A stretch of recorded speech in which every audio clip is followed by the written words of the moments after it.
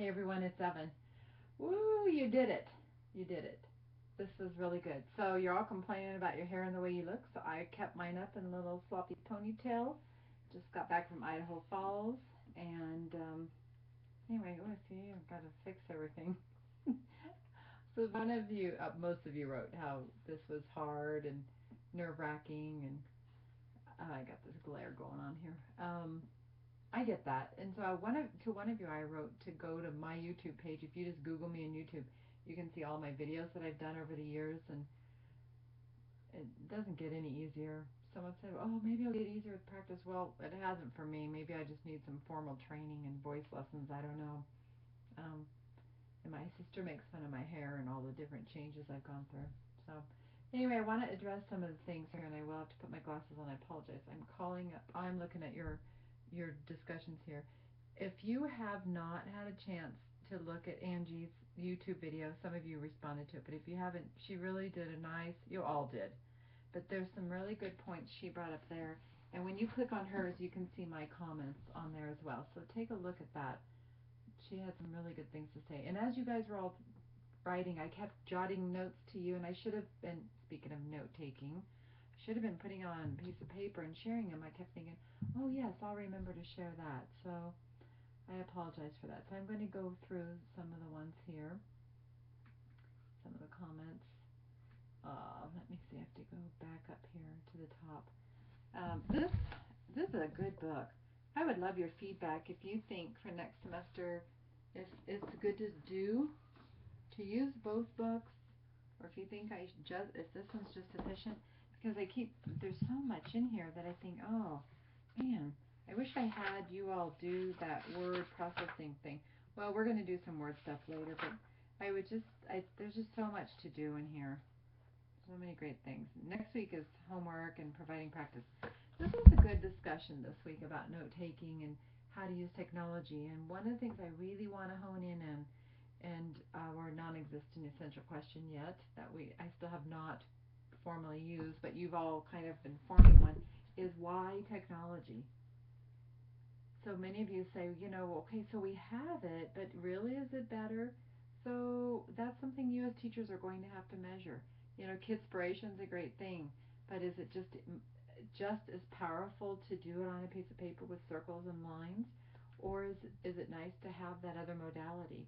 Or as Laura said, doing it with partners on Google Docs or somewhere in the cloud where we're all sharing that. So, you're going to have to constantly ask yourself, is this a tool that's necessary for what I'm trying to teach?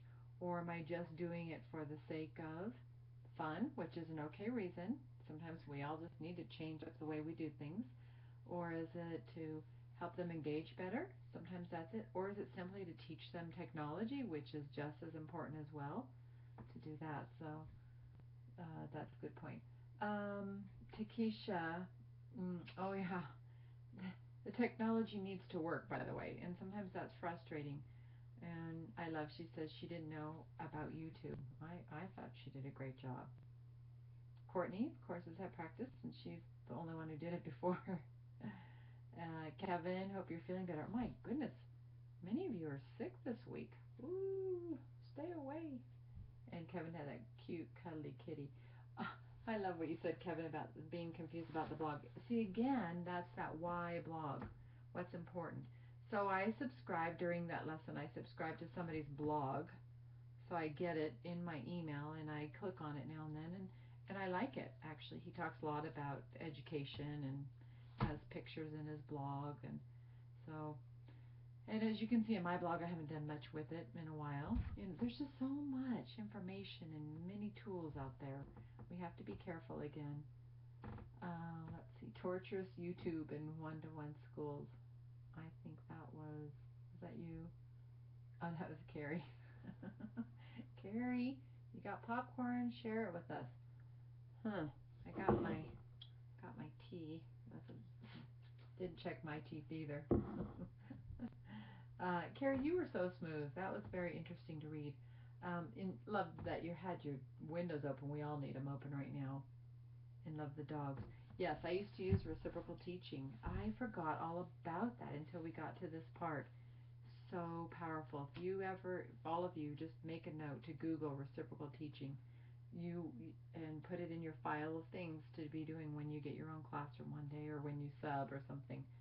So powerful. Yay, non-linguistic representations. A lot of you talked about how paper and pencil is so important for that. And I think, we need that. We need that movement. We need to be able to draw large. And Laura pointed out one of the tools that will allow us to do that, one of the technology tools. So, that's important. Very helpful. Takesha, couldn't tell it was early. You didn't do your hair. You did fine. All of you did fine. I feel self-conscious too. I sent one of these to my niece one time, and she's like, "You should use editing," and I'm like, "No, don't have time. I've, I don't have time to edit. If I were teaching in front of a classroom, I wouldn't edit very much there either. Now, if I were putting this on for Harvard and use it over and over, I would, edit, possibly do my bangs. Yeah, the irony of summarizing chapter. Perfect timing, I think. Who wrote this? Did anyone else feel dumb in their video? Uh,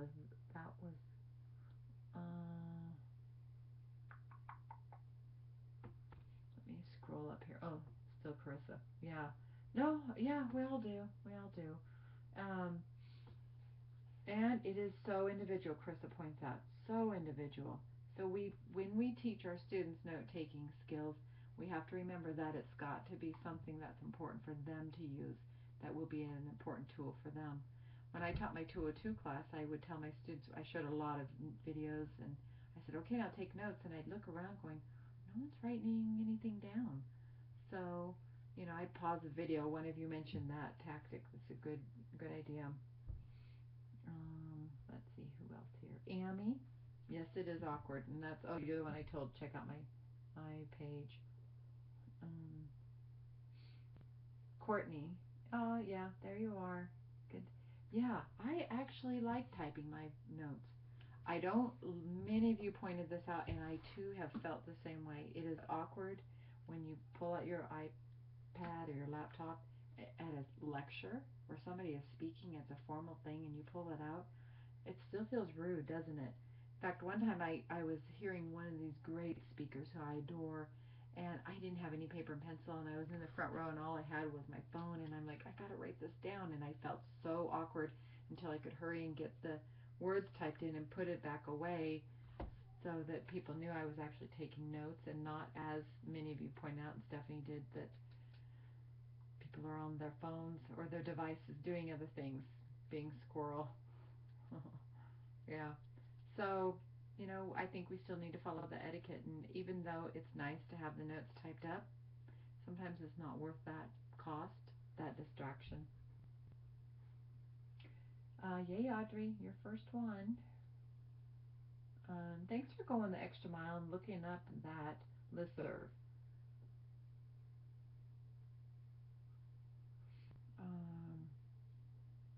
And then many of you, I left some comments in YouTube. You'll have to go in and look at those. Good questions here. Really good questions. Oh, yes. Who wrote this? This is Laura.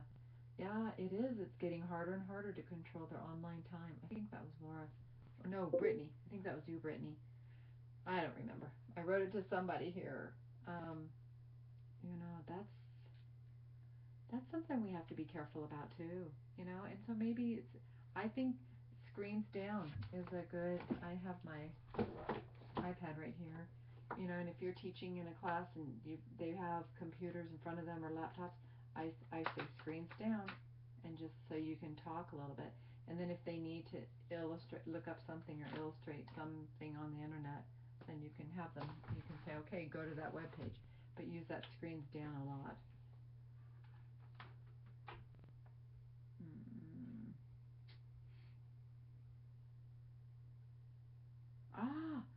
Who was that? Oh, Tanya, hands on the wheel. I felt like I was watching one of those reality TV shows. The Real Housewives of Gooding, or wherever. I can't remember where you live, Tanya.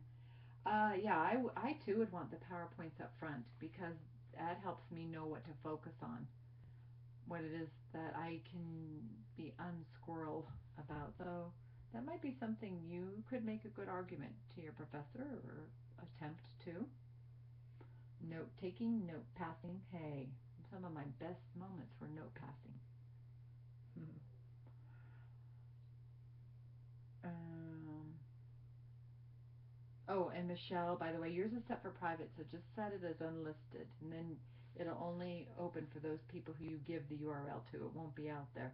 And then 7:30. My computer talks to me. And then, Michelle, when we're all done with this lesson, then you can go and set it back to private after we've all seen it. So, and then Mickey, we wait and see yours. All right, everybody. So that was quite fun, quite challenging. I hope you're enjoying the class. Send me feedback, and hope you had a great weekend. Bye bye.